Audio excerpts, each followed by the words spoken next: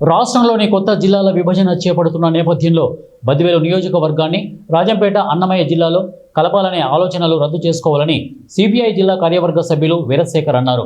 కలసపాడు నుండి మొదలు పెడితే దాదాపు 150 కిలోమీటర్ల దూరం ఉంటుందని, రానుపోను 300 కిలోమీటర్లు ప్రయాణించాల్సి ఉంటుందని వారు అన్నారు.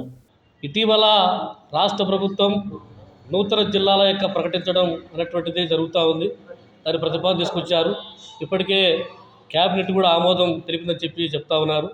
అందులో ప్రధానంగా కడప జిల్లాలో ఉన్నటువంటి రాజంపేట ప్రాంతంలో రాజంపేటను జిల్లాగా ప్రకటించి అందులో బద్వేలు కూడా కలపాలనేటువంటి ఆలోచన చేస్తున్నట్టుగా ప్రకటించడం జరిగింది.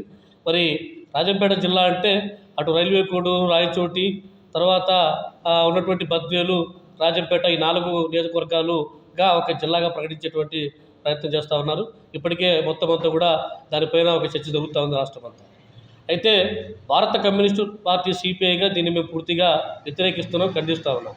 ఎందుకంటే ఇప్పటికే మరి కడప జిల్లాకు చాలా అనుగుణంగా మేము ఇప్పటికీ కొనసాగుతూ ఉన్నాం. కడప జిల్లాలో దశాబ్దాల తరబడి అనుబంధం ఉన్నటువంటి ప్రాంతం.